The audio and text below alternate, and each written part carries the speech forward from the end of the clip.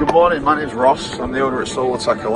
We just took a trip out to Apopka. We're going to go surprise one of our past clients, check out his system, check out his savings. Let's go and take a look.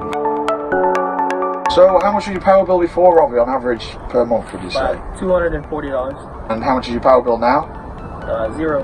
A zero power bill? Okay, Yeah. did you generate any credits in that bill as well? Yeah, I actually generated credits, and actually they owe me about $100 or something right now. $100 in credits, excellent. Yeah. So would you recommend solar as an investment for other people, Robbie? Yeah, I definitely invest in Solar Tech. Invested in your own power station. That's great anyway. Well, you've been a great client. Thanks for your time.